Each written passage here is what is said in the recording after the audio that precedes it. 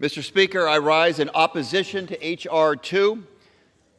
I am deeply frustrated by the administration's failure to adequately prepare for the end of Title 42, and my constituents in Arizona are as well. They know that the administration could have and should have done more to prepare for this day. That's the simple truth. But the bill before us today does nothing to make the border states like mine safer.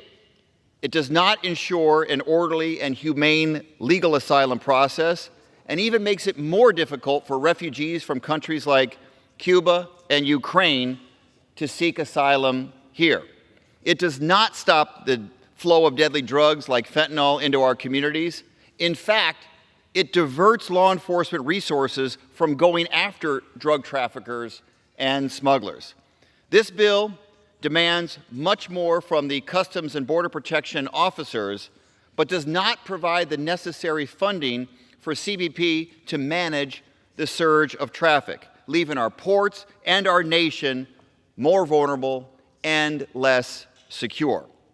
My colleagues on the other side of the aisle even want to eliminate federal funding that faith-based and local aid groups depend on to shelter, feed, and clothe migrants. Without those shelters, there would be even more street releases by Border Patrol into communities like Phoenix and Tucson. That's inhumane. My amendment to strike that part of this bill, they wouldn't even give it a vote. And make no mistake, if signed into law, H.R. 2 would hurt our economy, especially in my home state of Arizona. Every employer that I've met with in the district, from farmers to contractors to high-tech manufacturing companies, tell me that they can't find enough skilled workers. This bill does nothing to strengthen workforce pipelines. It actually makes hiring more difficult. All of these things, Mr. Speaker, show that this proposal is not a serious one. Instead of sabotaging an already broken immigration system, I invite my colleagues across the aisle to help us modernize it. Common sense reforms would help us rebuild our nation's infrastructure, invest in domestic manufacturing, create jobs, improve trade with Mexico, and combat inflation. Now my colleagues across the aisle say our first priority should be securing our southern border. I agree.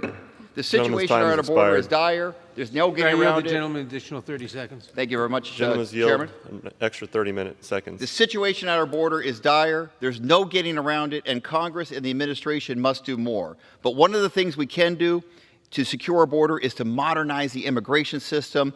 These are not incompatible goals.